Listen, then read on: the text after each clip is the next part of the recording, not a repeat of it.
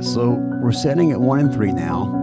And the other night, one question hit me harder than any loss this season.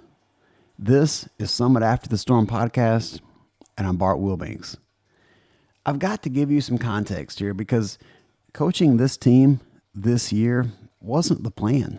Honestly, I prefer being that loud, obnoxious baseball parent, the one cheering loudly from the stands, encouraging the kids, of course, but maybe every now and then questioning an umpire call from the peanut gallery. That's kind of my lane. But right before the season started, the athletic director sent out a message. They needed more head coaches for 12U, or the season couldn't start. Now, I've helped out before, assistant coach here and there. That's kind of something I'm okay with. But I hadn't been a head coach since Jackson played 12U ball 10 years ago. So this wasn't something I was chasing. It was something I stepped into. And honestly, I view myself as the coach they're stuck with. I believe they deserve better. I haven't played baseball since I was their age. And if you looked at my coaching resume, it would basically say, I watch baseball, I know the rules, and I've got the time right now. That's about it. But something happened at practice Tuesday night. It all started clicking. I rotated pitchers every 10 to 15 pitches so that every batter got to face different arms throughout practice.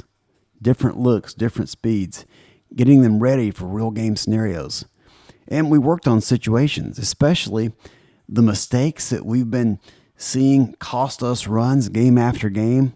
We talked about how to prevent them and practice that, especially when runners get to third base and get an easy run out of it. And you could see it. Pitchers making smarter decisions, better awareness, better control. And then the bats came alive. One of the kids who's really been struggling at the plate this season hit 3 bombs to the fence. 3. And they were legit, man. There's not a kid in this league that could have got those balls in time to throw them out at home plate. And it wasn't just him. Everyone was hitting the ball. After practice, I brought them all in and said, guys, if you hit like you did tonight, no one in this league can beat you. And I meant it. Because for the first time, I didn't just see effort. I saw belief starting to form. So practice ended.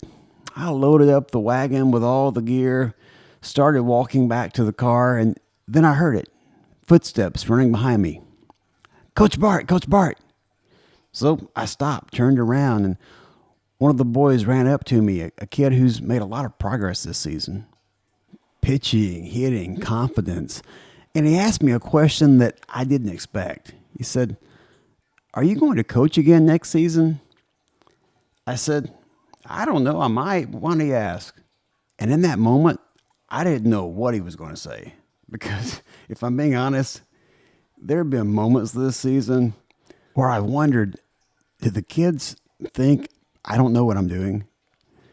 But then he said, good, because I want to play for you again next year. And I just smiled and I told him, I appreciate that. But as I turned to walk away, I could feel it. My eyes starting to water a little bit. And I tried to hold it in because I didn't want him to see it. But what he said really touched me. And in that moment, I was back on the mountain. Because sometimes you're so focused on how far you still have to go, you miss how far you already come. You're looking at the summit, thinking you're not there yet, and even wondering if you're getting closer or farther away, but you forget. You're not where you started either. 1 Samuel chapter 16, verse 7 says, people look at the outward appearance, but the Lord looks at the heart. Because here's the truth. We're 1-3. And if I'm being honest, the 12-year-old version of me probably wouldn't have wanted to play for a coach with that record. But that's not what he saw. He didn't see the record. He saw something else. Maybe encouragement, belief, growth. It hit me.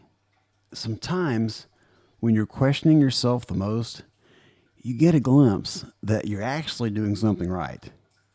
Not because of the scoreboard, but because of the impact. Because leadership isn't measured in wins and losses. It's measured in people. And maybe you're in a season right now where the results don't look like you expected, where the record doesn't reflect the effort, where you're wondering if it's even working. But maybe, just maybe, something is being built that you can't fully see yet. We're 1-3, but the other night reminded me it's not the record that matters the most. Because sometimes the real win is hearing someone say, I want to be on your team again.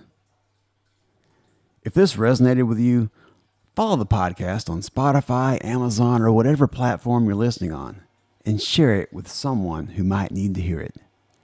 And you can learn more about the movement and my book at summitafterstorm.com. And until next time, keep climbing.